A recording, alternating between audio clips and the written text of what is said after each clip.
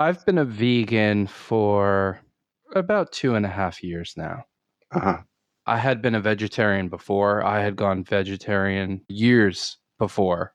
And it always seemed kind of absurd. You stop eating meat, and what you start doing is eating more cheese and eggs Uh-huh. to get your protein, quote unquote, because you are still carrying that notion that veganism, by definition, is protein deficient. Uh-huh. And there's so much inculcation of this for food groups Right. through education that you're like, oh, I better eat more cheese and eat more eggs and everything. Right. So you end up in this situation where people think, oh, he's a vegetarian, he eats a lot of vegetables. But the truth is, you're eating like egg sandwiches made with bagels and all this. Not only is it not healthier, really, I think sometimes it can actually be worse for you. Right. And you end up supporting a lot of the same industry. Yeah. It's kind of like a Zizek thing where he talks about you buy something and it's promoted as if a certain amount of what you spend goes to help world hunger or something. It goes to do something. Right. Yeah. And it's really just preserving a certain system. And you're running this ideology. And underneath it, you suspect that your free range eggs are not really free range. Right. There's that old story that might be apocryphal about going to China to do business. The businessman is trying to get some sunglasses and he gets a contract set up. And during the final negotiations or whatever, he asks, but the sunglasses, they have UV blocking, right? And the Chinese counterpart says, yes, have sticker. Yeah, exactly. And the thing is, once you start really being honest with yourself, you're like, man, I am totally implicated in this thing. And then once you face that you're implicated in it, honestly, it's easy to just go back to fuck. You're like, fuck it, man. Yeah. This is just a game I'm playing with myself.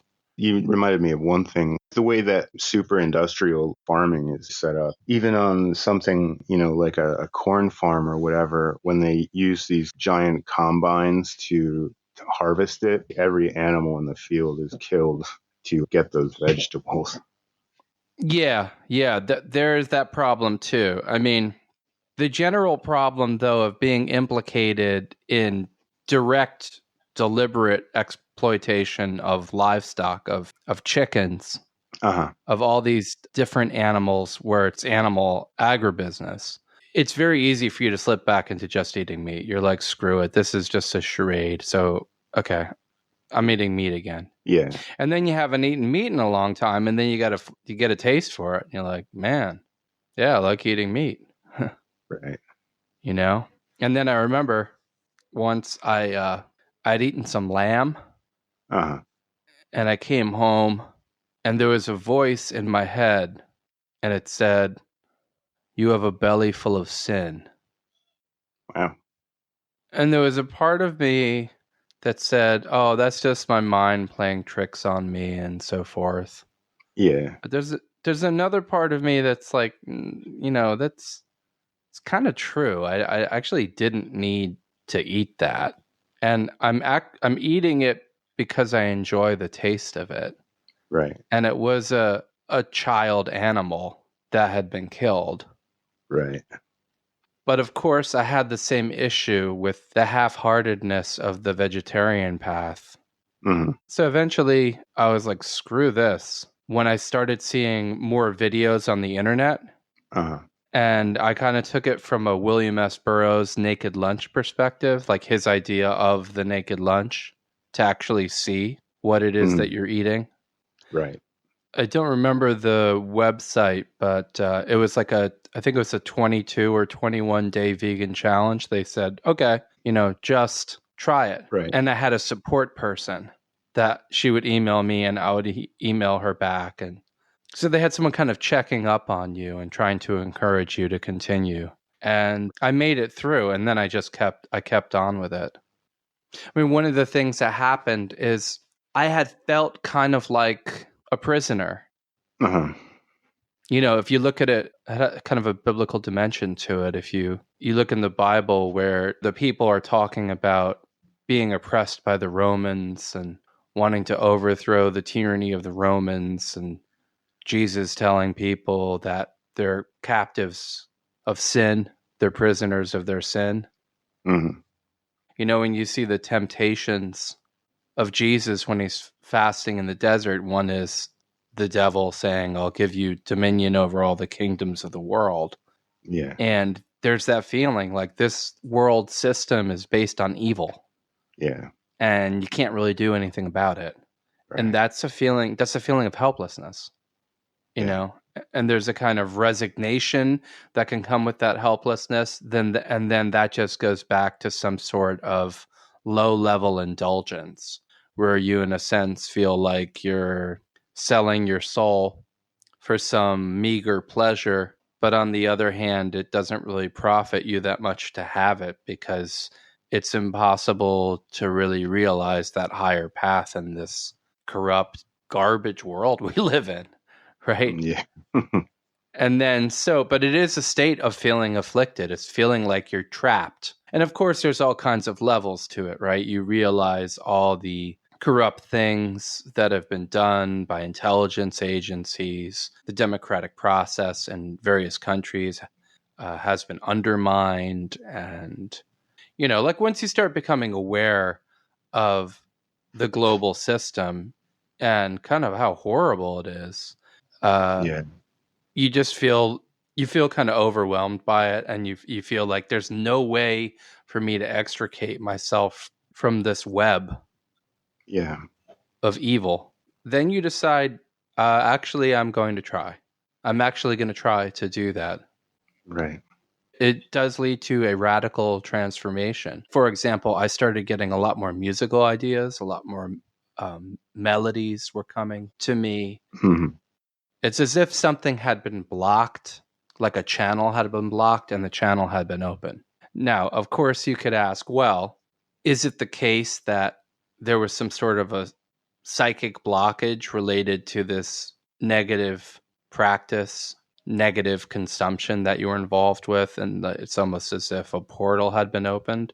Or is it just the power of the idea and no longer being so divided in yourself, and then feeling that sense of possibility opening up, that things can really be different? Right. There's more than one way to look at it, but there was definitely a change. Right. But to get to your point about the animals that are harmed in the harvesting of corn, for example, like you were saying, that's true. I mean, there's so much, but what I can say about that is it's levels, it's degrees. Right. So people who are eating meat, for example, a lot of in the U.S., a lot of cattle are actually fed with corn, Yeah. and it takes so much more corn to feed those cattle. I forget what the conversion is, but it's something insane about pounds of corn for pounds of meat. Right. Well, you're supporting that many, many times over when you're eating meat. Right. So you have extricated yourself from that system to a certain degree when you go vegan. And it is substantial. It is truly substantial. Right. But it is also correct to say that if you're following veganism, it does not mean that all that you eat is cruelty free. Right. So that point is taken. I agree with that. So then to me, kind of the next steps that you want to take is, well, what else can be done? Yeah. Right? I mean, there could be different methods of agriculture. Right. Isn't it good to start in the right direction? Right. I'm reminded a mutual friend of ours at one point wanted to pick up jogging. So he felt he needed some jogging sneakers, but he didn't want them to come from slave labor. So he and I went on a car trip to various stores. And of course, it was impossible to find, a pair of sneakers that wasn't made in China or whatever. And he wouldn't give up. And I mean, we just kept driving all around, and I was like, hey, do you know how much gasoline you're using on this wild goose chase? And at that point, he kind of gave up. But of course, with something like vegetarianism or veganism, it's not like there aren't non-slave labor options available. It's a little bit of a different situation there, but I tend to see that pattern a lot where there's a kind of self-defeating approach to protestation. There's a lot of shooting yourself in the foot in these kinds of situations. I guess that makes it a kind of thin line that you've got to walk. Right. Well, in every situation, you should try to think about all the factors. Right. You can also be eating vegan, but still be creating a ton of plastic garbage. Right. I have one question to ask you, Go ahead. and then I was thinking to kind of outline a little bit of my view on this whole thing. But Okay. this isn't meant to pin you down because I think we'll get further and further and more nuanced with this as the conversation goes. But would you say that your anti-meat eating posture is fully or mostly related to the sort of modern cruel systems that are involved in making that meat?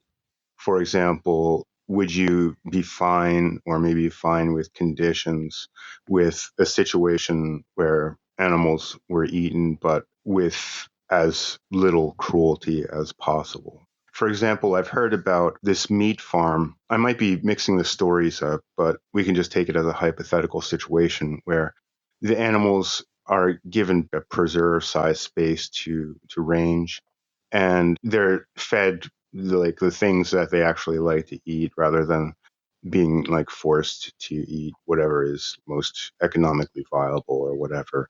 And well, and so on and so on. And then when it comes time to kill them, they're already old and they've already, had children or whatever. And they're taken out without any idea, that it was going to happen. What do you think about that? Where do you stand? It's 1,000 times better than 99% of what actually does happen. Yeah. That's for sure. Of course, you run into problems because it goes back to the idea of free range eggs.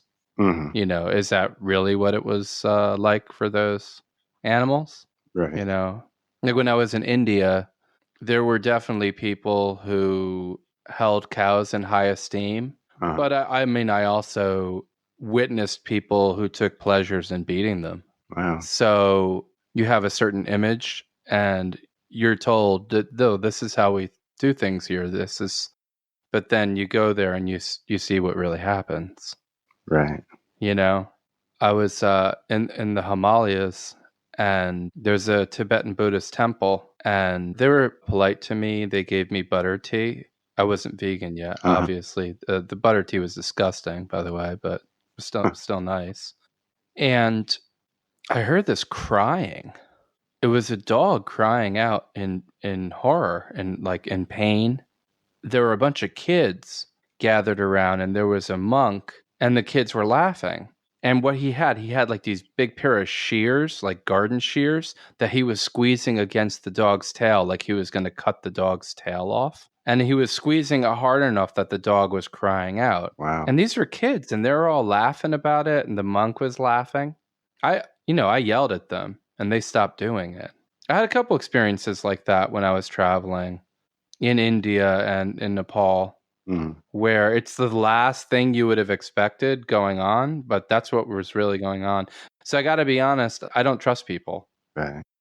I mean, if there's anything, I'm more sympathetic to what can be contextualized historically, where it played a role in our survival as the human race. There are probably times in the history of humanity where we only survived because we engaged in fishing, or Right. we only survived because we were splitting open zebra femurs as we were crossing the desert or what have you. Right. Or that there are tribal people who live now, maybe in cold climates where their culture is built around hunting, and it's not the most realistic thing for them to stop eating meat and to preserve their way of life. Right. But I do think the general trend should be moving towards actual veganism. Uh-huh. At this point in history, it doesn't seem necessary Right. for us to be consuming meat. And I think it's basically habit, palate pleasure. At the end of the day, if you're going to put your palate pleasure over the well-being of some other sentient being, you really need to stop and think about that. Yeah. I mean, it's like the Lolita Express, that guy, Jeffrey Epstein, with that plane and these politicians, celebrities, and so forth, having sex with underage girls. Right. They got some pleasure out of that. It was at somebody else's expense. Right. And I'm not saying that they're entirely analogous, but there are many situations where people do something and they do it because they get pleasure out of it and someone else is a victim. Right. But well, they're willing to do it because they want to get that pleasure. Right. And to me, one word that comes to mind in situations like that is evil. Mm-hmm. Of course, it's tough because you could say, well, life itself is evil. Because life is based on this. Life is, things are always eating each other. They're always consuming, right? Something is consuming. Right. Like everything that is living is being nourished by what has died. Right. So, yeah, it's that's a tricky thing on the one hand. On the other hand, I consider it a blessing that we, as humans who have that moral sense, mm-hmm. are herbivores in our physiology. I'm not saying that we're historically herbivores or that we're not adaptable to being omnivores, but kind of in our ideal state. We really do appear to have the design of being herbivores who Right. had to, with the potential for functioning as omnivores, but largely through artifice. Mm-hmm. Because human beings can cook. Human beings can do this and do that. Yeah. Well, if we have this capacity for artifice, why not start doing things in a positive way instead of using that capacity to continue to extract suffering? Right. Pleasure from some other being suffering. Right. I prefer the scenario that you described, but I still wouldn't want to eat that meat. And as I said, I'm more sympathetic to a kind of historical context and mm-hmm. to how some indigenous people may be living. And I actually do think that people who hunt and eat food that they hunt, mm-hmm. while I don't agree with it, I think what they're doing is morally on a higher level than people who are just consuming animals who've spent their whole lives being tortured. Right. That doesn't mean that I support that. I'm saying I see that as having a form of integrity within a certain frame of reference. Right. But again, I think the general trend for humanity should be veganism. One, I guess, sort of counterpoint that I'd just like to hear what you have to say on this. It seems like to think of the survival of a species, it seems like an omnivorous species would obviously have the best chances because there wouldn't be any worry of it specializing itself into an evolutionary cul-de-sac in a situation where their main food source dries up and they aren't able to digest any alternatives. What do you think about that? Well, adaptability is key, and omnivores are, by definition, more adaptable. So I would agree with that as far as like how a particular species is going to be in changing environments. But the bigger picture that I would want to look at is what the role of the human race on this planet is now. Yeah. Having more power over environments. Yeah. And we're changing environments in negative ways. Right. Based on the idea of being omnivores. Right. So we need to kind of hold ourselves to different standards. Yeah. I meet religious people, and the thing is that basically anything that's rooted in the biblical foundation, they would acknowledge this idea of stewardship. They're supposed to take care of the environment. They're not actually supposed to abuse animals. Now, I don't agree with animal sacrifice. So, but I still think there's enough there that there is a framework where you could have theological debates between different parties. Mm, But if you point out stewardship and you say, look at what we're actually doing to this planet, they would have to concede that we're not living up to the role of stewards. right. On the other hand, you have some people who might say, well, I don't believe in any of this religion. I don't believe in scripture. I believe in systems theory. I believe in deep ecology and so forth. Well, all the more for them, right? They're going to then say, like, well, I'm just going to appeal to you in terms of what is best for this ecosystem. Or someone says, well, I'm an atheist. And then you ask them about speciesism. Right. And in other words, what I'm saying is from so many different perspectives, it kind of seems to me that if you really press it, people will have to admit, well, yeah, you're right. It might take on different tones, but, I mean, I think there was a discussion between Peter Singer and Richard Dawkins. Richard Dawkins eats meat. Yeah. Peter Singer was saying, I think I'm being more consistent than you are. I'm really following this. Right. I just feel like within most contexts where you're trying to construct some kind of a coherent ethical approach, veganism actually makes more sense. I see. Yeah, I'd like to hit on Peter Singer a little bit later. Okay. But just to hit a little bit on where I come from in this, I guess the first thing I should say is that I'm not vegan or vegetarian. But that said, I think that, well, if you haven't wrestled with the whole issue of killing animals to eat, then, well, maybe you haven't had a chance to sort of hear the message to step outside yourself, or at least maybe you haven't been exposed to how horrible the factory slaughterhouse systems and all that are. On the first point about hearing the message, I'd really like to frame the whole thing. I think this is where you were going in a way too, but I'd like to frame it in terms of higher consciousness and a sort of connecting consciousness.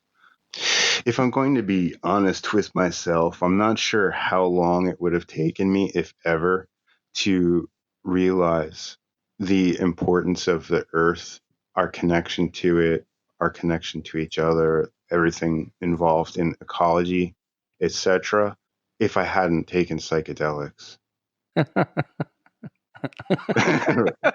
There's a Wikipedia page called Psychedelics and Ecology. And of course, the hippie movement was very much involved in ecological issues, including veganism, vegetarianism, and so on.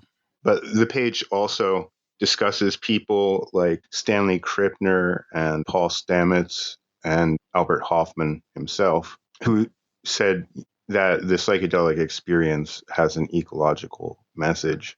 And that was backed up in, I think I told you this quite a while back, but there was a research study that they surveyed about 1,500 people about, to quote from the abstract, past experience with classic psychedelic substances, nature relatedness, and ecological behavior. And then the abstract says, using structural equation modeling, we found that experience with classic psychedelics uniquely predicted self-reported engagement in pro-environmental behaviors, and that this relationship was statistically explained by people's degree of self-identification with nature.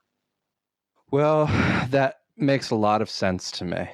As you know, I've been looking into quantitative ecology as a possible pursuit, so I'd have to say the correlation is there. Right. Are you familiar with Stuart Brand? I'm not. Okay. He's someone that basically everyone should know about. Kind of funny to connect it to a past podcast, but he was connected to Douglas Engelbart, who did the mother of all demos, that computer demonstration back in the 50s or 60s, I'm forgetting now, that showed video chat and VR and stuff like that. Stewart Brand had his finger on the pulse for such a long time. He was connected with the merry pranksters, Ken Kesey. He formed one of the first online communities. He created the greatly popular Whole Earth catalog, which was like a paper version of the internet in the 1960s that covered all kinds of things involving ecology. There were ways to order useful tools for communes and stuff like that, but also things like music synthesizers. And it was almost a sort of crafted internet based on ecological and spiritual issues. But the reason I wanted to bring him up here is because he started a huge campaign to petition NASA to release a photo of what the Earth looked like from space. And he succeeded. And the whole start of that phenomena of being able to see our planet came from him. And of course, he started that campaign in order for people to feel the connection that they have to the planet that gave birth to them. When was it actually released? He put it on the cover of the Whole Earth catalog that I had just described in 1968, and that was from a photo that NASA took in 1967. Wow. That to me is more of the positive side of the 60s. Yeah. It's interesting, too, that, I mean, he fully embraced technology and not only embraced it, but advanced it. He created or co-created the well, which was one of the most famous parts of internet history. That was, I think, from 1985. They started that. It was a huge online community that, I mean, it included all kinds of famous authors and artists and scientists, this sort of intelligent and educated version of the internet. Right. Right. So for me personally, it was psychedelics 100% that brought in the ecological message. And not only in terms of ecology proper, but of course, these questions about killing to eat and all of that. You can see in the way that boundaries are broken down in the psychedelic experience, that you start to self-identify with others. And if you allow that sphere, that moral sphere to expand to animals, then you end up self-identifying with animals. And then, of course, you have to ask yourself if you should be killing them in order to eat. And based on what you said, I actually want to change the wording here because it's not really killing to eat. I think you're right in saying that it's killing for habit and mouth pleasure. And so to self identify with another living being and then well, I don't think you can really say, okay, I identify with you and now I want to kill you for habit and mouth pleasure. That really doesn't work. No, if anything, it reminds me of, I mean, if I were to imagine a serial killer for some weird movie, right? That's what that sounds like. Right. So I would say that there is a fundamental inconsistency when seen from a state of higher being to not being vegan or vegetarian. That's something that I sort of wrestle with myself. I think that because of that, because of the inconsistent nature of the idea that it's basically something that everyone should be wrestling with. And I think acknowledging the inner division and wrestling instead of attacking a vegan person, which is what some people do, Right. or making arguments that don't really make any sense. I think that that's moving in the right direction. And I try to keep in mind that for most of my life, I have not been vegan. Yeah. But I really do attribute so much that is evil in this world to conditioning. Yeah. Because I know when I was a young child, I was very sensitive about animals. Like I accidentally killed a mole once and I was very, very upset about it. Yeah. And that's not something that it's, to me, a part of it was just reclaiming myself. Right. We get socialized in a lot of negative ways Right. where we lose something and we become dehumanized. Right. And the way that it works with the system of conditioning, it's interesting because if you grow up with a pet or, you get a pet later when you're an adult, if you're not an asshole, you start learning things from your pet and you start seeing its being. Yeah. And it gets so much, you get into a very deep relationship, like with a cat, Yeah. when you really start understanding cats or spending time with cats, Yeah. it changes you. It really changes you. The emotional connection, and it's not one-sided, it's an actual connection that a human being can have with a cat. A lot of people don't understand it, but people that do, it's very powerful. Yeah. And I've also had strong feelings of connection with dogs. Yeah. And when you've lived as an expatriate, you start to see things differently. Like when I was in Korea, and there were places where people were still eating dog. I mean, I was in a nice part of Korea where people didn't eat dog. Yeah. But, you didn't have to go too far from where we were, where they were still eating dogs. Right. And there was a person, he was Canadian, and he would talk about it a lot, saying how horrible it is. And I agree that it's horrible. But I couldn't help but think that from other people's perspectives, what we do to cows and pigs is also horrible. Right. So you can have that experience of culture shock. Yeah. And you can be like he was, which he never went vegan or anything. He never questioned his own culture. He just became racist against Korean people. Right. That's such a common pattern, and it's one that depresses me to almost suicidal depths. Well, I imagine you see it in Japan, right? Yeah, all of the time. Yeah. There's just no turning it inward. Yeah. Yeah. I mean, a lot of people are like that. It's just not what you do. What you're supposed to do is realize that they might not feel that way about dogs, but where we were, they did. So we lived in an area where the kids were telling me we love dogs, right? Yeah. So, that there's a shift there. Right. But yeah, we absolutely have to look at what the hell makes it better when you're doing it to a pig. Right. And I haven't really spent time with pigs, but I've seen demonstrations of the intelligence of pigs. But that aside, I'm not just going to base it on what I estimate an animal's cognitive capacity to be. Right. But I know it's not hard for me to imagine establishing the same kind of intimate, profound connection with a pig. Yeah. It seems to be just circumstances of fate in history. Desmond Morris discussed pacts that we made with dogs and with cats many centuries ago. And by we, basically, he means Europeans.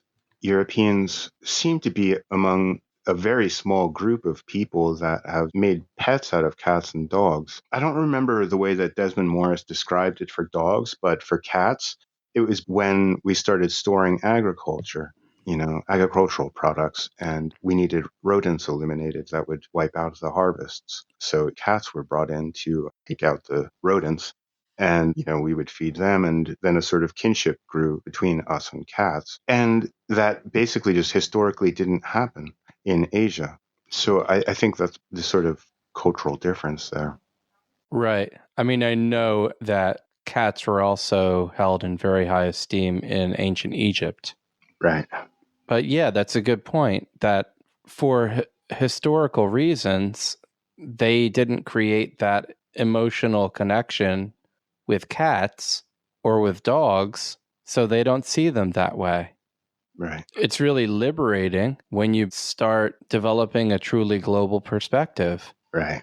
There's an inevitable sense of higher ethical obligation that comes with that. And also just wanting to, it's like if you're driving in the countryside and you see some cows and you pull over and you'd like to pet them and and say, come here, I don't want to hurt you.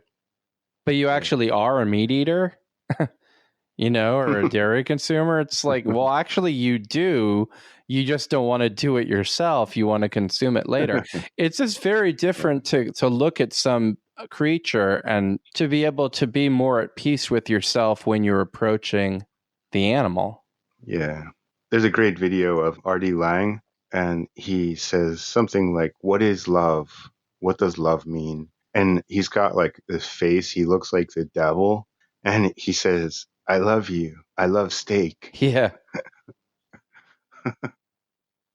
So I'd like to make a philosophical argument, and I'd like to look at this issue from the perspective of John Rawls' veil of ignorance.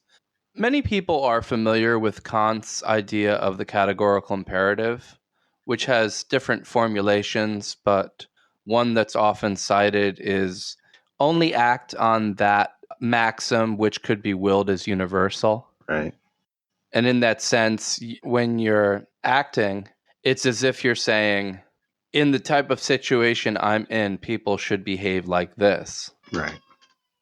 And John Rawls' veil of ignorance helps you to expand your perspective to really see the bigger picture, because to think of things from a perspective where they're being universalized, it helps you to imagine truly being in someone else's position. So he argues you should forget what your identity is, what your race is, how talented you are, and think, how would you want society to be organized if you didn't know who you are? Yeah. Right? You don't know if you're Black, you don't know if you're Hispanic, if you're Jewish, if you're mentally disabled, if you're, the top 1% intelligence, you have a PhD, you're a janitor, you don't know anything like that. Right. Can't you include the idea that you don't even know what species you are? I see. Imagine for a moment you're a cow. You've just given birth, and very quickly your calf is taken from you, and it's crying for its mother. It's crying for its milk, and they're taking the calf away from you. Maybe it'll be made into veal. There's different destinies, but they're all dark. They're all horrific because other people want to drink your milk. And even when you have a growing vegan population and dairy consumption goes down, they'll milk you anyway, and they'll get payoffs from the government, and then they'll just dump your milk. Just to give an example of a perspective you might want to consider. Now, arguably, that's not really the perspective of the cow, because the cow doesn't know all that. So you could look at it just from the perspective of the emotional state of watching your child being taken from you as it cries out. So that's just another way of looking at veganism, is Rawls' veil of ignorance. Right. So, well, the first thing that I think of is Peter Singer, right? His book, Animal Liberation. I think a very important book. One of the points that he makes that is kind of similar to the veil of ignorance argument that you're making is that he says basically that we engage in speciesism. With speciesism, we're talking about which ones it's okay to kill for our pleasure and so on. Yeah. So using the veil of ignorance to say you don't even know what species you are means you're thinking of the community of sentient beings, not just the community of human beings. So yeah, I would say that's exactly a way to move past speciesism, just like the veil of ignorance in general, helps you move past, I don't know, elitism or racism, classism, and so forth. You could expand it to, as has been dramatized in some good Twilight Zone episode. These space explorers crash land on some planet, and one guy says to the other, "Hey, I got a good feeling that there are beings out there who want to help us, and that they're just like us. I just know it. I know they're just like us." And then the guy leaves the spaceship, and he meets these aliens, and they're very nice to him. And then they say, "Oh yeah, we'll help you get back home and everything. We'll help you repair your ship." And they create a home for the time being, they tell him, that looks like, his house back on Earth. And they say, "Yeah, we Yeah. just want you to be comfortable." And then he realizes he's locked in there, and he opens up the shades, and there are bars in the window and a bunch of people looking at him, and there's basically just like a plaque saying an Earth creature. Right. And he looks out and he says, "You were right. They are just like us." Yeah.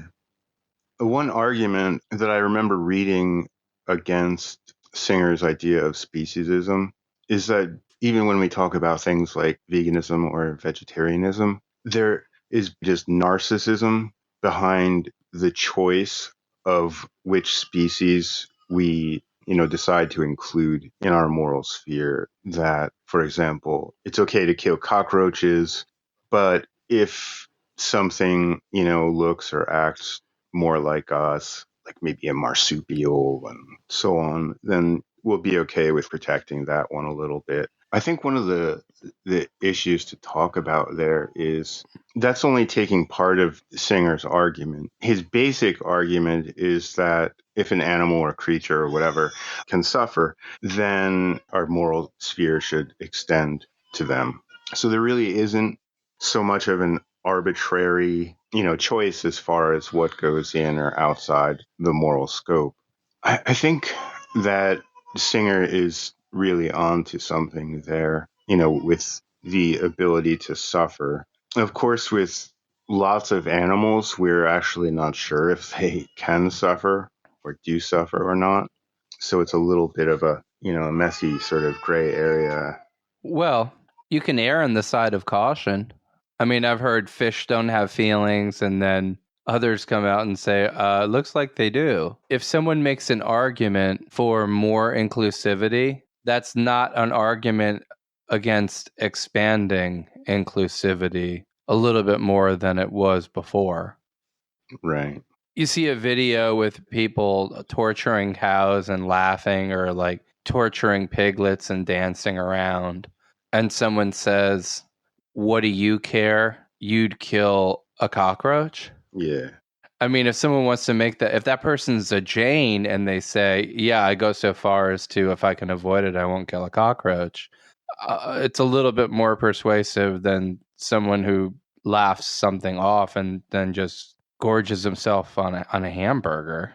Right. Where I wanted to bring it is just a little bit into like the modern and future technologies, because when you talk about, something like suffering, we're going to be having to deal with some real future issues that involve questions like what is suffering? True. If I stub my toe, right, it's just signals going around in my body and brain alerting me what the hell's going on. But if you could use CRISPR or whatever to, for example, raise cows without that alert, then what would that ethical situation be? Or is that even a direction that we should go in the first place? Should we actually be looking at creating meat animals that cannot feel pain? I think that the future is a non-meat eating future. Earlier, I had talked about framing this in terms of like a higher and more inclusive consciousness, one where we self-identify with animals and so on. The very idea, right, of just continuing this weird habit, by genetically manipulating animals to sort of cover up the ethical issues is, I think, just sort of exceedingly bizarre. Recently, there was a Kissinger article about artificial intelligence. I mean, screw him or whatever, but it was a really good article. One of the great points that he made in it is that this modern world is basically a polar opposite to the previous one, in that in the previous one, we had a sort of overall guiding philosophy that we had to apply to the unknown of technological and other advances. But now we have all these technological advances happening with no known guiding philosophy. So through those technological advances, there may just be so many different evolutions of things that we've just never even asked the ethical or spiritual questions about them. But so if we think about self-identification with animals, would we really, like, for example, want to make ourselves into beings who cannot feel pain? And then there are all kinds of, questions to follow that up with, what are we? In what way does suffering identify us? Does suffering allow for its transcendence, or just transcendence, period? Where would we be without suffering, and so on? There's all sorts of very philosophical implications for all of this. But I think that the only sort of technological cure, if you want to call it that, is that I think, while we're still in the habit of meat eating, if there are technologies that allow for things like, laboratory meat to be made, or for example, vegetables to be engineered to taste exactly like meat or something, that would be a kind of interesting and good stopgap. So, with respect to the lab grown meat, so they're pioneering that, right? So Right. that's definitely in our future. And I've never tried jackfruit, but people say that jackfruit tastes very much like meat, and they've served it to people who didn't realize it and they thought it was meat. Hmm. Yeah, I've heard about things like the Impossible Burger, that like it's like getting closer and closer to an actual meat burger. Yeah. But there will be problems with that too, because people might get paranoid, and maybe sometimes justifiably so, when they actually will be eating meat. You know what I Yeah, mean? right. So that's a possibility, but I definitely think that there's a lot of development on that front. And the other point is, it's interesting the point you made about what Kissinger said, because I posted a quote from Kissinger Mhm. on my Facebook page, and I thought, God, I'm quoting Henry Kissinger. It's ridiculous. I'm posting, but it was basically just Kissinger talking about Kant. Right. And it's funny because when you were talking about considering it from the perspective, well, how would we feel about genetically engineering humans so that they don't feel pain? That was a way of using the categorical imperative. Right. So we still do have something, something like the categorical Right. imperative is kind of our default higher ethical consideration. So we have that general principle. And then also, so take the Kantian idea of human beings as ends in themselves. Yeah. Well, if we're expanding that to include all sentient beings, then the idea of us meddling with animals' genes so that they can serve specific purposes for us, Yeah. it highlights the problem with that. Yeah, absolutely. The other point I wanted to make is that with respect to how technology changes the conversation, also refines the conversation, you still have the issue of Wilbur's quadrants, and you still have the fact that whatever scientific equipment we use and however we interpret the responses of an animal, the actions, the gestures, the expressions, Uh-huh. that doesn't all add up to the actual subjective experience of the animal, Right. right? So the animal has its upper left hand quadrant, the actual experience of being that animal. And that to Right. me goes back to the idea of treating other sentient beings as ends in themselves. It's interesting when the film AI, it brings up that issue with respect to artificial intelligence. Yeah. The boy was only serving a certain function for the mother, but he wasn't an end in himself. Right. And you see the monstrousness of that. Yeah. One thing that I want to bring up, I've talked to a few Japanese people about vegetarianism and related ideas. They've all basically given me the same response, which is that, yeah, lots of non-Japanese become vegetarian, but the Japanese simply believe that life feeds on life and that's the way it is. I think that it's kind of interesting to bring that up because, for example, I knew a person that was vegetarian and had all sorts of books about like recipe books, like this is the traditional Japanese vegetarian recipe book, when really there isn't a vegetarian culture in Japan, except of course for some of the Buddhist sects, and the monks, some of them do follow vegetarianism, some don't. But yeah, I mean, basically overall in Japanese culture, especially as it is at present, there isn't a real vegetarian movement here. But the way that they've said it to me, that life feeds on life. What's interesting to me about that formulation is that it's exactly the same formulation that Joseph Campbell used to describe the horrible aspect of Kali, that her terrifying aspect is, of course, the true fact of life, that life feeds on life. But what's interesting there, of course, is that Kali has dual aspects. She is also the mother of the world. So maybe you could say, like how Alfred North Whitehead in The Function of Reason, he described the two tendencies of nature or the universe of basically entropy and a coming together into greater and greater being. And well, that's sort of putting it in like Wilbur's terms, but things fall apart, but at the same time, everything is sort of coalescing. Atoms are forming molecules that are forming. In the end result, you get people and ideas and all that.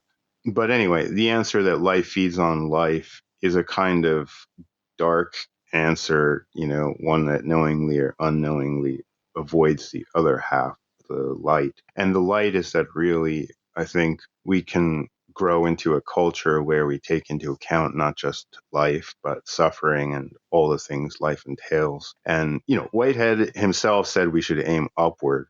We should aim not towards the basic life feeds on life, endlessly reproducing pointless, ridiculous absurdity, but rather we should see the positive aspects of not only our lives, but the lives of others, including animals and maybe even plants. Maybe see the divinity in all of it and find a way of really dealing with this move into the future from the present, to be more in touch with every moment, relating to and with the world, relating to and really feeling the violence we do, the suffering we cause, all of that. You mentioned the Kalahari tribes, and they're a pretty good model. They kill to eat, but they actually sort of give a shit about the animal. But I think even then that the future is going to be in a different direction. Right. I mean, this idea that life feeds on life, that is true. And another way of putting it is that life feeds on death. Right. And if you're a lion, you really have no choice but to kill. But Right. human beings have a choice. Right. And another issue with this idea of life feeding on life is that what you're describing, the type of change that we need, if that doesn't happen, then it's not going to be us feeding on anything because we're not going to be here. We cannot actually continue on this path. I couldn't help but think about the fact that Japan is an island, and I could see that logic growing out of being a civilization that's probably sustained itself for a long time on fishing.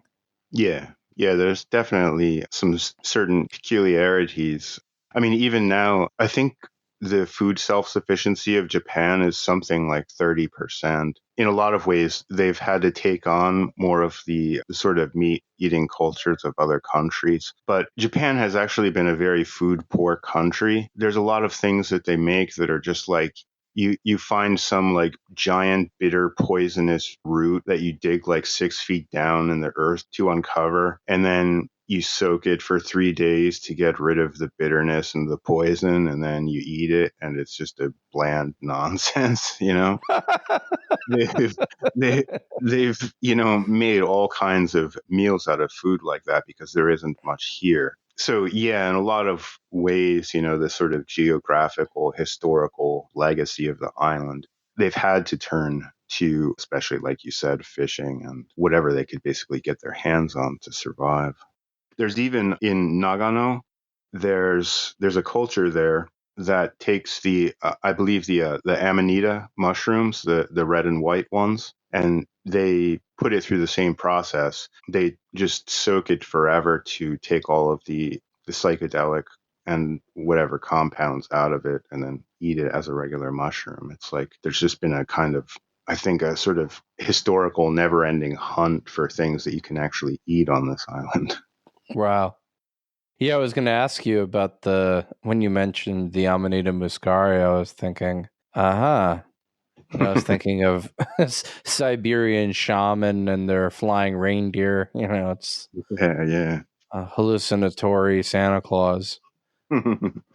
Okay, so one interesting thing that Terence McKenna said, and I guess to some people, this might sound like a sort of long polemic about why I'm not vegan, but I think it'll be interesting.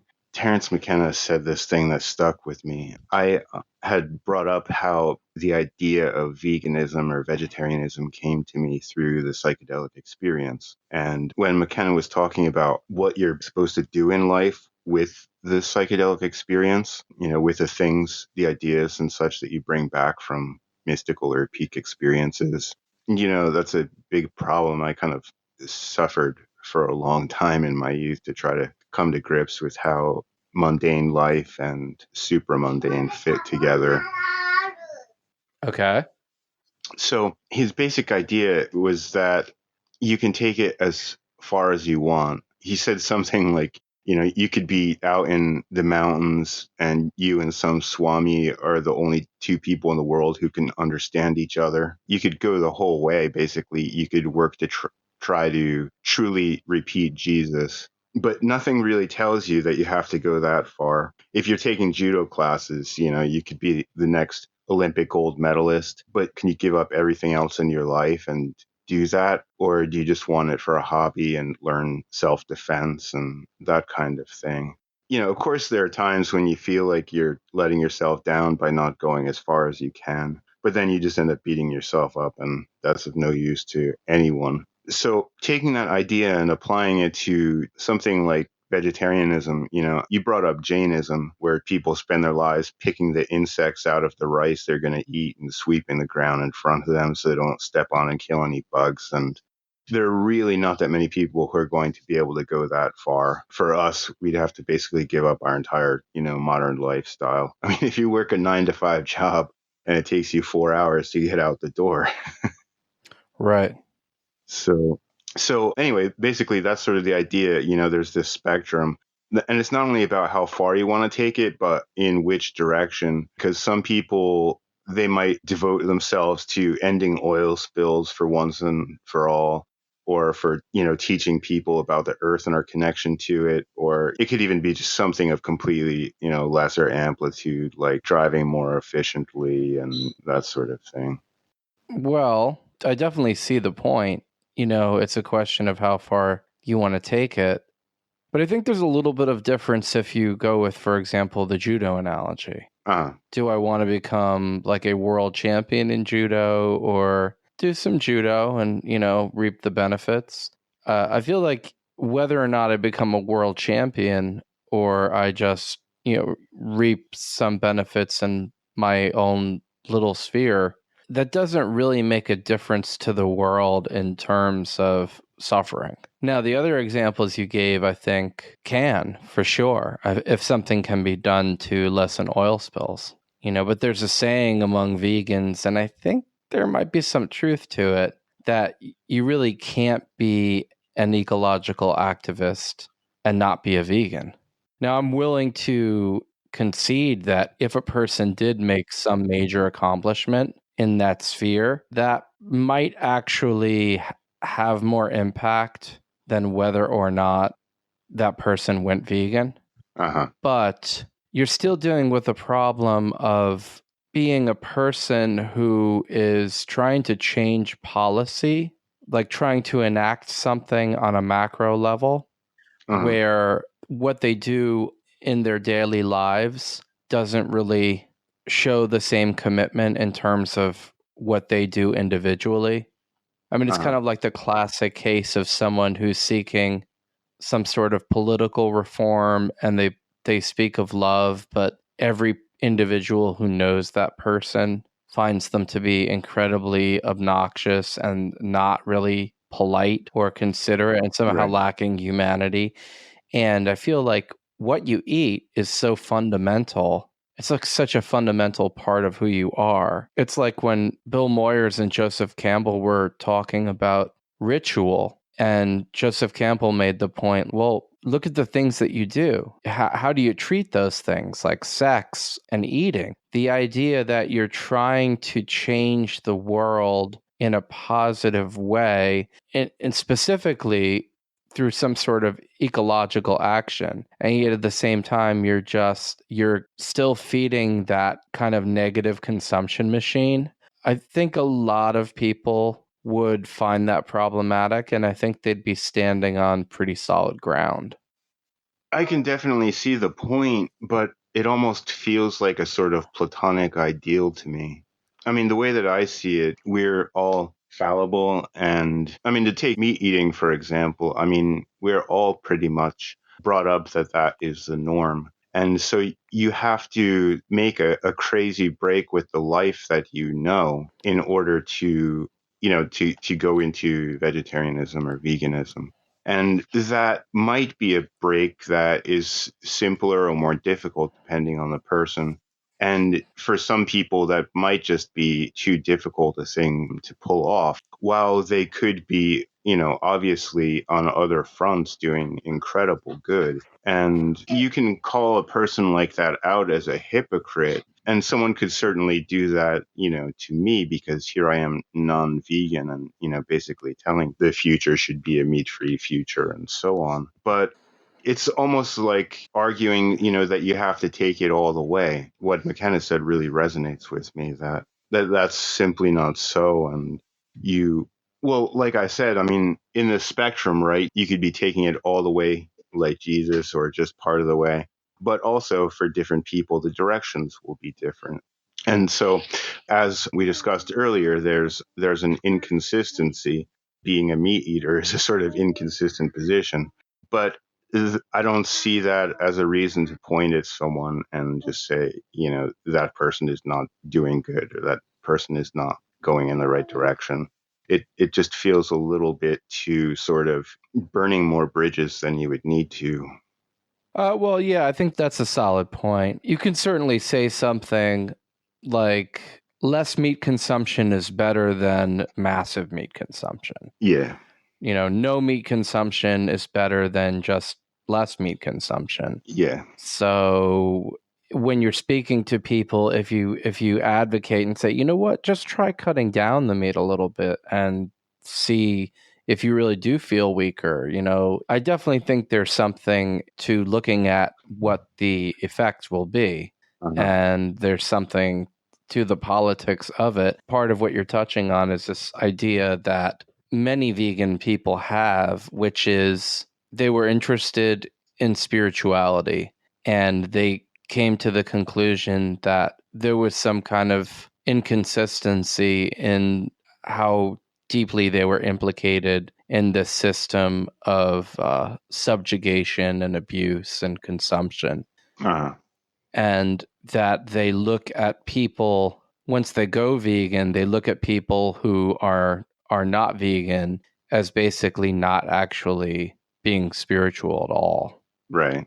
Yeah, yeah. I mean, there's the one side that if you tell someone you're vegan or vegetarian, the first thing that'll come out of their mouth is jokes about being homosexual or whatever, Right. just completely ludicrous. And on the other side, there are a lot of vegans, I think, that is kind of like, this the straight edge movement. Yeah. There are like a lot of people that are like, they were proud about not taking any drugs or that sort of thing. But a certain segment of, the straight edge population would physically attack people that they saw like drinking or doing drugs. Right. There's a kind of opportunity to go extreme to the point of absurd, on either side of the argument. Well, it's similar to maybe when someone is born again and they basically look at people who are not born again and Mm-hmm. any kind of epiphany maybe that person had, anything that person says about some insight in Buddhism, it's all either just garbage or it's just satanic or something like that. Right. Sure, I mean there's a version of that, I think, with anything. Yeah. I guess the only point that I want to make to distinguish is that whether or not there's a victim.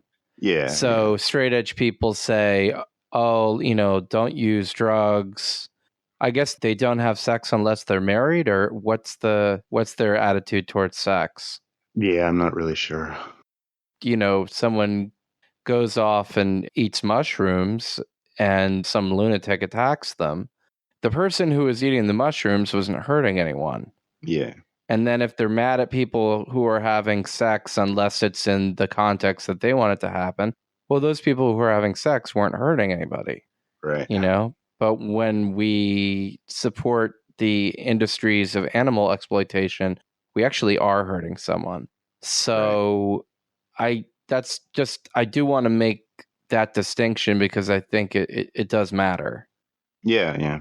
Drinking's a little bit different because drinking can end up hurting people through, for example, drunk driving, Right. accidents, and I haven't really looked that deeply into it, but I'm sure there's a connection between domestic violence and drinking. But those are, again, that's something that may lead to, but it's not necessarily going to lead to that. Right. Right. Whereas consumption of animal products is always supporting something, and there's no question about it. Yeah. Well, what you said earlier, it seems true that eating less meat is better than eating more meat and so on in that whole spectrum thing. I wanted to relate that to me personally and, the life that I've led since coming to Japan, going back to when I was in school and I guess still growing and probably eating a lot more. But I mean, my memory is that meat was the main part of a meal, and it was actually an incredible amount. I mean, I remember sitting down to dinner maybe once a week and eating like 6 chicken breasts, and chasing it down with a little bread or a little pasta or something. But, I mean, that was my American diet. But then coming to Japan, like I said, there really isn't much of a vegetarian or vegan movement here. And it's difficult to get food at restaurants that doesn't have meat in it. But very importantly, on the other hand, the amount of meat eaten is typically very small. The main dish is not meat, but plain white rice. And the other foods are basically side dishes of flavor to add to the main, sort of filler upper. Like if you ask a Japanese person what the best part of any meal is, they're just going to say the white rice. It's something almost kind of unfathomable to people not born into that culture. Meat is basically just a side dish or a taste enhancer for the most part. So after I came here, you could say my cruelty footprint decreased probably by a factor of 5 or even 10. You could go out here and get like a vegetable soup or something. And of course, the broth is made with bones. You're basically going to get something like that, like a soup that was made from a bone, or maybe like a sprinkling of pork on top of tofu or something. Well, a good comparison, I guess, would be steak. Some like popular new steak in the US is like a 40-ounce T-bone or something like that. Whereas the standard steak sizes in Japan are, I think, something like 3 or 5 ounces. So just overall, when you come here, and unless you are an idiot and eating 3 meals a day at McDonald's or something, you just sort of naturally end up eating far less meat here. One thing that you also notice about the U.S. is how picky and fussy and baby like Americans are about their food. That results in 2 or 3 parts of an animal be eaten and everything else is thrown out. It's a really kind of wasteful approach to things. Whereas in Japan, pretty much every part of the animal is eaten. Another thing that I wanted to bring up, and I know you expressed mistrust or distrust about this, but when I lived in the States, just the smell of eggs turned me off and I couldn't even eat them. And then when I came here, I just ended up in a position where I had to eat eggs.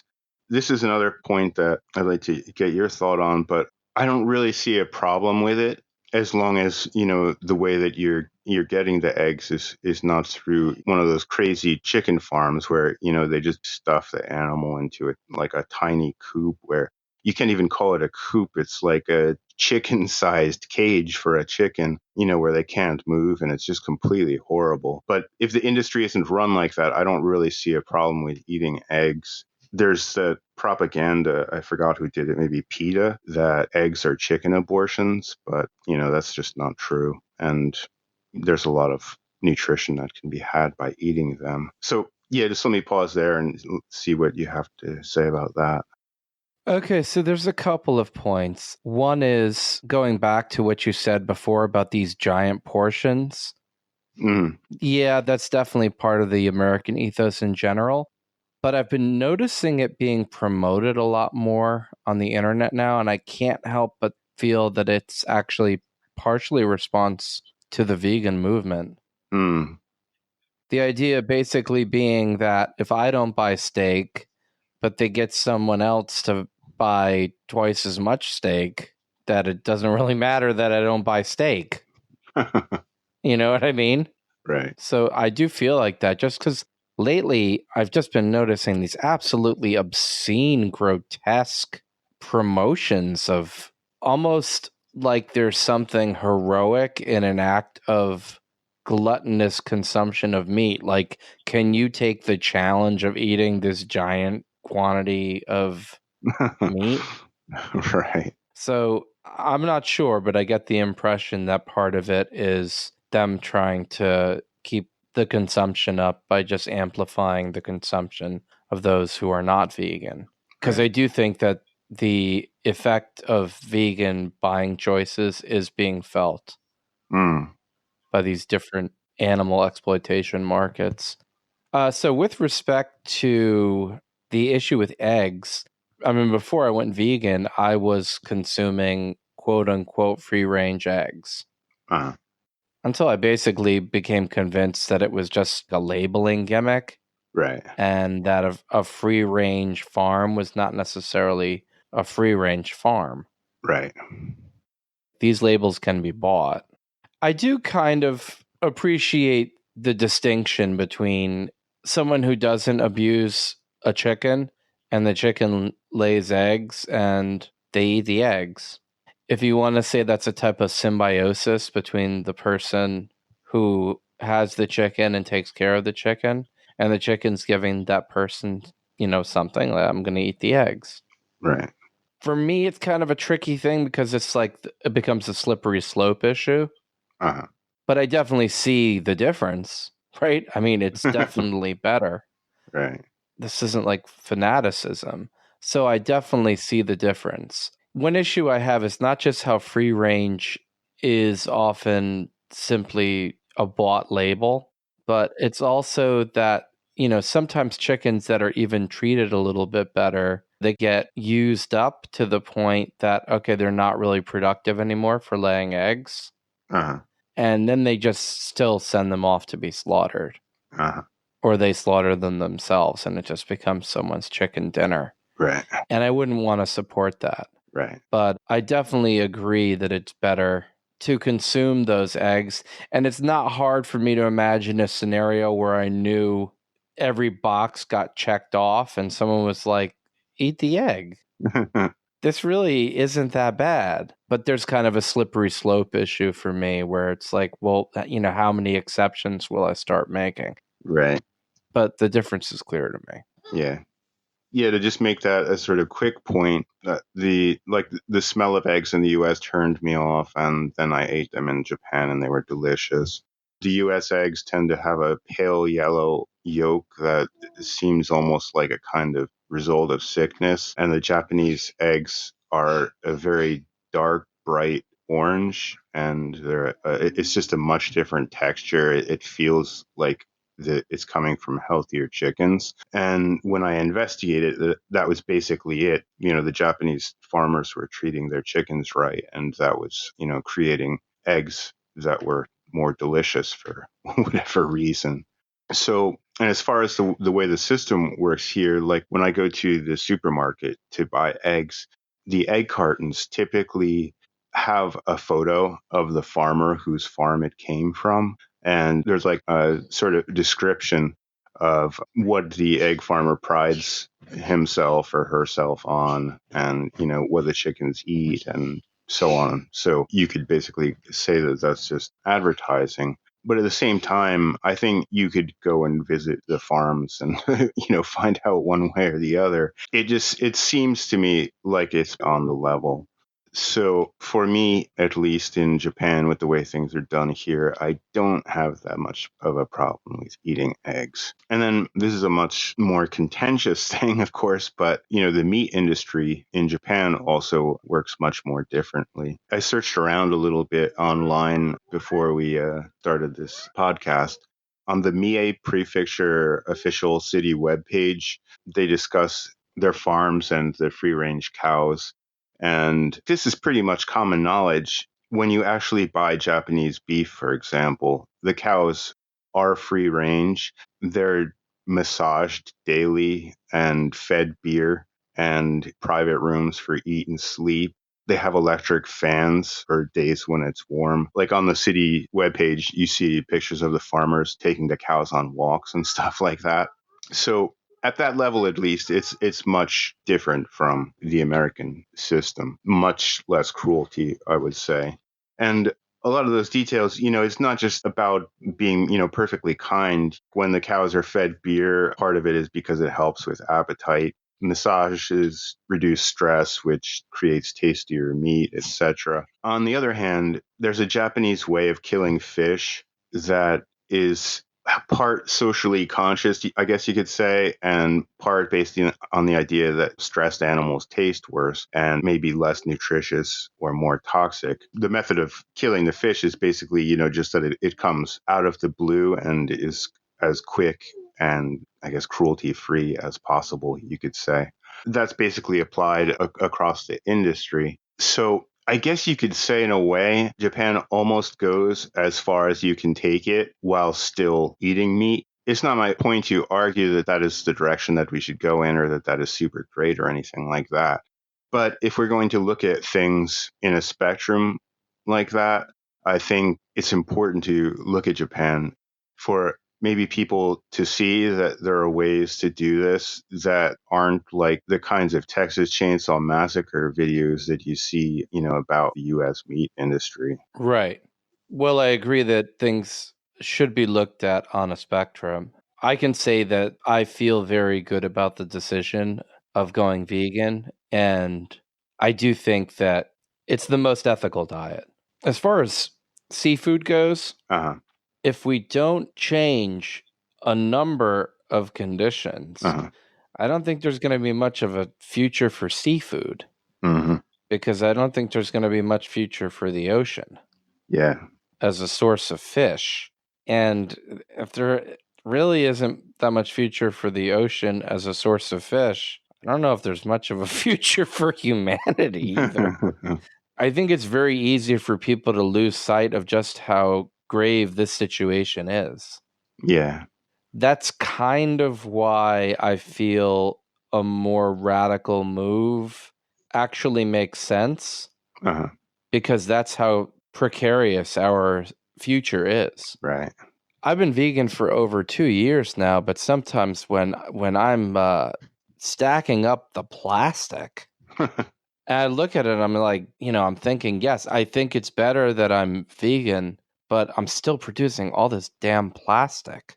You know, not producing it, but I'm participating in this system that uses all this plastic. Yeah. I guess in that sense, I'm thinking about, well, what's the next thing that I can do? Right. So, on the one hand, I want to look at everything on a spectrum and try to be constructive and try to encourage people to move in the right direction, and that every little move towards what is more positive is an improvement. Yeah. But I'm also concerned with the idea of incrementalism Uh-huh. in general, just because of how dire our situation is. Right. And I think that has to do with how we think about ecology and the world in general. Yeah. There has to be a higher level ecological consciousness, and just a consciousness of how interdependent we all are. Uh-huh. And there has to be a recognition of the sentience of other beings on this planet. Right. It's very easy to kind of fall into the somnambulistic hallway of your daily routine. You have your kind of local equilibrium. Right. For some people, it's settled because they say, well, Jesus is going to come back. For other people, it's some other religious explanation, Yeah. And I don't even mean to denigrate that. Just people who have feelings about a messianic age or what have you. Some of those people might be incredible stewards or trying to promote something very positive. Right. But I mean, there's all these different ways we maintain our reality tunnels and these bubbles that we live in. But we can't live in a world with a completely decimated, poisoned ocean. They keep fishing, bringing up stranger and stranger fish. They're going deeper and deeper. They're using up all these other fish. And then these more exotic fish, they're not even having a chance to mature to help to bring forth the next generation. Yeah. The flesh is all contaminated anyway. That's another thing you ought to think about. Yeah.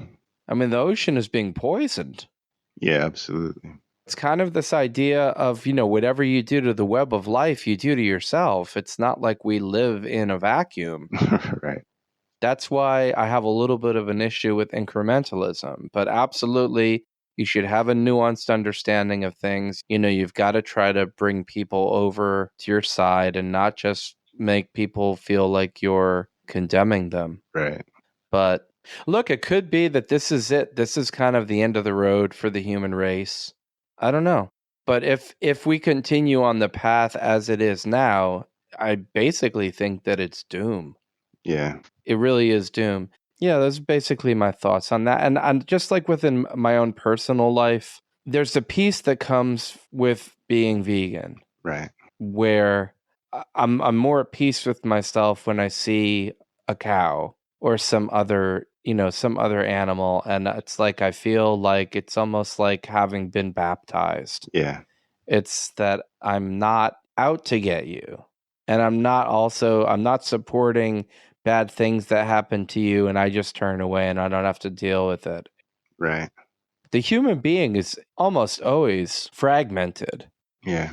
And one of the reasons we're fragmented is because of a feeling of moral inconsistency, Right. right? We experience this all the time. So anything that brings more unity to our own being Mm-hmm. is just for our own well-being is better for us. Yeah. But then you also get that sense of, as your being is becoming more whole, Yeah. that you actually want to relate to the world more and see it being more whole. Right. You don't want to see a diseased world. You don't want to see the world being poisoned. And that is what's happening. So you make a good and interesting point with incrementalism. I'd like to add a little to that. You're talking about our situation being sort of precarious and dire. We can take that position as correct, but we're basically talking about evil. And when you talk about incrementality and evil, it becomes, ridiculous. Like if I have a friend and he's raping his son and I find out about it and I say, hey, rape him fewer times, it's completely ludicrous. Yeah. But one of the things that I've been trying to say is that we're all in this bigger sort of ludicrous situation, and it problematizes, especially like militant vegan positions where non-vegans are in an inconsistent or hypocritical position. What I want to say is we're part of this crazy world with all of the mistakes and that it makes and all of the corrupt systems.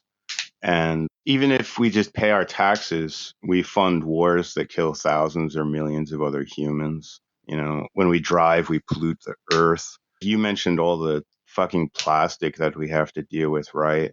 And then people are buying products made from slave labor and smartphones that require coltan and other resources for which people are mass killing each other in the Congo. It's kind of hard to know exactly where the sort of main ethical stage is in all of this. Even when you talk about food, even if you're a vegan, when you buy vegetables at the supermarket, you're supporting the agriculture industry whose main purpose is to feed the animals that we kill. And, the modern technologized agriculture industry, like I said before, kills thousands of animals during harvest, animals that it seems obvious can suffer. And recently, I've learned that in the US, a huge problem is with just these masses of wild pigs that eat the crops. So the industry is just basically shooting pigs by the 100 or 1,000 to keep the vegetable and grain farms going. So, of course, veganism is an ethical diet, but the most ethical diet would be something that's impossible in this sort of crazy world. So, I mean, that really just gets back to, I think, that veganism itself is on this spectrum. Not only a spectrum, but it's just sort of one stage of the various stages of ethical concern that we have. Well, is that a way of saying that we can put our emphasis elsewhere and maybe that's just as valuable of a contribution? Or is it a way of saying becoming a vegan is only the beginning? Well, I'm not sure about beginning, but it's one of the sort of pieces of the ethical puzzle. I feel like there are so many things that you can point to in the world and make a point about them and bemoan the fact that it's out of our hands and say, if only politicians would do this, or if only there weren't predatory high finance or structural adjustment programs used to rip off third world countries, or, talking about minerals used for high tech coming from Africa and how that system is actually part of what perpetuates violence. And you gave the example of Congo. Yeah, I mean, obviously, I can't refute any of that. I'm just not sure how you actually tackle any of that. I mean, if you could try to tackle it, Uh-huh. but I feel like a lot of things that we take positions against, it's as if it's like a series of photos. And I'm going to pose for this photo and say, I'm against this and I'm against that. And it doesn't really amount to anything. But at least in terms of what I choose to eat, it's a lived reality. Uh-huh. Like Noam Chomsky said, if you condemn an atrocity, that in itself is not a moral act. Right. So all the things that you're pointing to, I would agree with. They're serious problems. And we do have so many problems. It kind of can look like this whirlwind of inhumanity. And that could lead some people almost to a kind of nihilism where they say, it's hopeless anyway. I think I'll just go order some prime rib. Right. And try to see as much of the world as possible before it's completely destroyed, and don't even bother trying to change things because it's impossible. Right. I mean, I think every effort counts. Right. And I was on a train through Switzerland, and there was this really very funny man. I think he was from Taiwan. And I was actually criticizing the US. And he said it's easy to criticize, it's difficult to improve. Yeah. On the one hand, that's very obvious. Yeah. But things like that are always more effective when someone speaks another language and they're struggling to get a point out, and then they make that point and you're like, yeah, okay. Yeah. Yeah, well, I totally agree with you. I think that, every effort does matter. And of course, I'm sure we're both in agreement that a kind of reactionary nihilism is basically just a weakness. I'm not going to mention the person, but there's someone that you and I both know, and he used to go on and on about this injustice and that injustice. But his girlfriend went vegan, and he was like, "No, I'm not going to do that. I want to enjoy my life." And when we found a wallet with money in it, and I was trying to figure out where to take the wallet, he was kind of hinting at, well, maybe we should just keep it and split the money. And I found a lot of people who really ramble on and on about global injustice. Yeah. There was another guy. I mean, I used to do these clean outs. I would do estimates for removal of recyclable materials, but also, just estimates how many dumpsters or what size dumpster would you need just to clean out this facility or this home. And this woman was absolutely adamant. There's a chandelier there. Don't touch the chandelier. And, I was adamant with the guys. And one of the guys who was cleaning the place out is like, oh, there's so much injustice in the world. Look at what they did to Iraq. There's people profiteering from war. There's so much corruption, city officials, like the rot is so deep. And he stole the chandelier. There's no question about it. And she's like, I saw him, and last time I saw him, it's like, nah, it's not like he threw the chandelier in the dumpster because he didn't understand what he was told. He was like, no, I was yelling at him and he was putting the chandelier in a van and the van drove away. Yeah, no, I mean, I have another perfect example of that. I mean, there was this guy that I was talking to, and, he was going on about what you were talking about, like global injustice and how people have destroyed the earth. I said, dude, you work for a fucking oil company. Yeah. There's something about the storm of evil and chaos and just garbage that, sometimes people do say, well, who cares? Or how can I present myself as being opposed to this when I'm really just looking for a way to get to the trough to gorge myself? Yeah. That's why I feel like it's so important that it starts with your choices. I mean, what you eat, how you satisfy yourself. You see some animal being tortured. Is some flavor really worth that? Saying like, oh, but I love the flavor. Right. I mean, it's really crazy if you think about it. Yeah, it totally is. You can obviously compare yourself favorably to some sort of weird, pathetic sex criminal. Right. But that's something that you don't really want to do. So you're like, oh my God, that's so. But that person's wiring is such that they actually got some pleasure out of it. Yeah. So, like, every person should actually be asking themselves, what's something that you've been somehow wired by this society to get some pleasure out of that's actually evil? Right. And to me, being conditioned to enjoy eating the flesh of animals is an example of that. Right. I absolutely do condemn people who are involved in human trafficking. I absolutely do condemn pedophilia. Yeah. 100%. But it's also not a temptation for me. So there's not that much of a like, well, I never did this to a child. I never desired to do that to a child. We need to look at what we're actually tempted to do. Right. On the other hand, I guess you could say, it's not just a sort of culturally inculcated habit, but, a kind of species habit over hundreds of thousands or millions of years. And those sorts of deep ingrained habits, they're insidious. I mean, people die all the time from their habits. Right. I mean, this is part of Gadamer, the idea that history doesn't belong to us as much as we belong to history.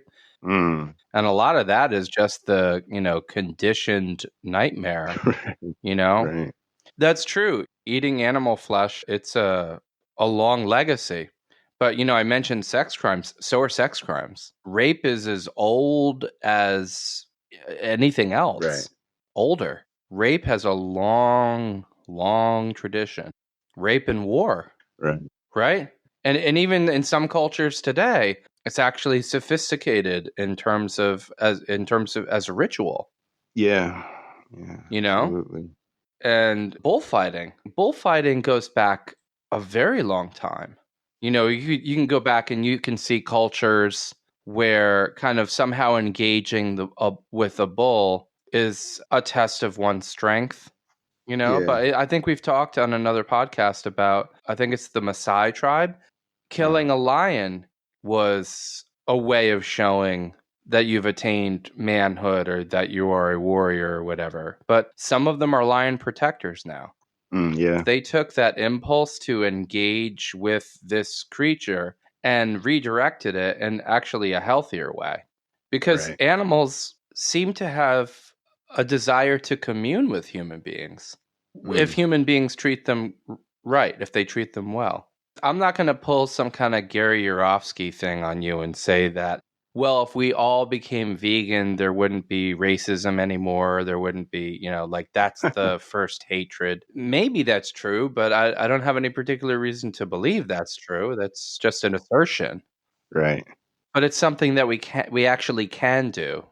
Yeah. I'm sure there are other things that we can do that I haven't really researched it and tackled with it in terms of organization. Right. It's kind of funny. You see people who are successful as artists in one way or the other, and they get more involved in activism. And sometimes they really do good. But part of what allows that is they have more time Yeah. as opposed to, really just treading water in the workaday world. Right. So it is this whole system. And this is where I think Zizek is right, as far as all these ways that we're tempted to be consumers in such a way that we say that'll help change the system. Like Right. every time I buy a cup of coffee at Starbucks or something, they give 5 cents to help needy children or something without grappling with the system. So I mean, this system does not work. And if the system does not change, I'm not sure that there's much of a future for humanity on this planet. And I also don't even know if there's life on any other planets. Right. If you run probability, it would seem that there would be, but then there are all these parameters that need to come into consideration. For all we know, this is the only planet that has life on it. Yeah, it could be. We ended up somehow being the dominant species, Right. right? And in a lot of ways, we're actually the most pathetic. One of the reasons different species of rhinoceros are being hunted to extinction is really because of some sort of penis medicine Yeah. that I'm sure doesn't even work. Right. It's a combination of issues about male virility and being a fool, Right. a superstitious idiot. Yeah. Well, one of the things that I think about, there was a time quite a while back when we were both interested in the Gaia hypothesis. There's so much interesting stuff in that research, but there was also this incredible layer of misanthropy. I don't remember the exact quote, but to paraphrase, in one of those books, it said, imagine what kinds of amazing creatures the earth would produce if we weren't here to get in the way of it. Right, you're sounding like, what was it? 12 Monkeys? Is that the film? Yeah, I think it might be, yeah. As far as we know, we're the only thing that's going on in the universe. When you say we, you mean inhabitants of Earth? Right. I'm not too positive on the idea of just sort of doing away with that in any sense. And what all of this comes down to is that because of our consciousness, I mean, whatever that means, we're sort of different from the other creatures on the planet as far as we can tell. I mean, the simplest example, of course, is, the lion that eats the lamb. And do we Right. call the lion evil? But for human behavior, we do call it evil because we have not only consciousness, but this sense of good and evil. And we have the potential to go either way with it. And in order to include all of life on the planet in the ethical scope of humanity, and in the sense that I was just talking about, of this place seems to be the only one in the universe where there's something going on, to bring all of the creatures of Earth into that sort of categorization, we have a responsibility.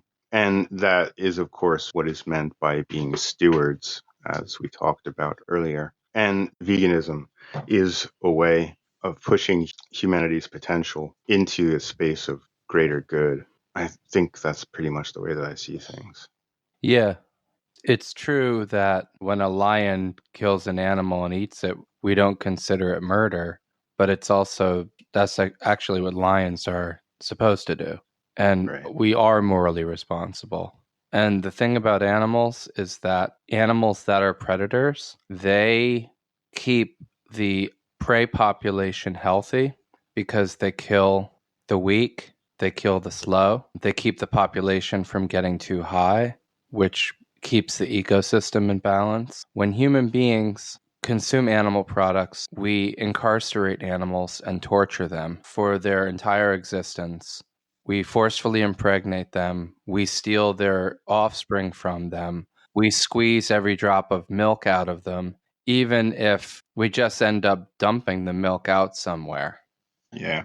And in addition, when it comes to hunting, while there are tribes that still hunt and there are people who live in climates and have traditions where hunting is an integral part of their culture and how they survive, we are also the only creature that hunts the best, not the weak, not the slow, but through a quest for status, the most beautiful, the most majestic. So we can put the head of the animal on a wall or use the hands of a gorilla for an ashtray.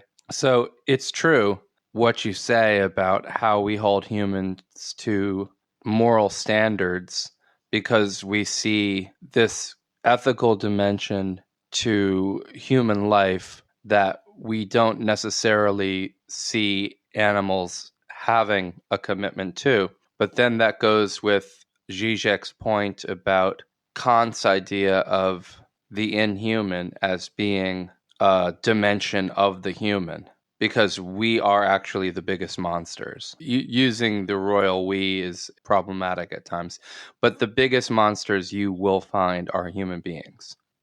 Yeah. I think we basically agree, but also being vegan really isn't enough. I want to say that it's a necessary condition, but not a sufficient condition. But I can also concede that there are other necessary conditions, and someone else might be meeting that necessary condition that I'm not meeting. Right. So I'm willing to concede that. And I definitely think you should really think strategically about how you disseminate these ideas, because the only real success is to convert people and make them extricate themselves as much as they can from this system of exploitation and cruelty.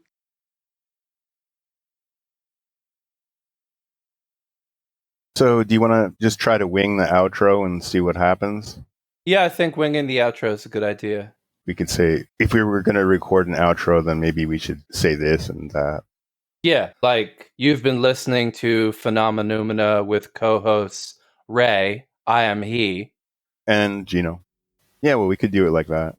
Yeah, and then we could direct them to all the places where the podcast would be found. Spotify, iTunes, wherever they are. And, check out our webpage, Phenomenoumena.com.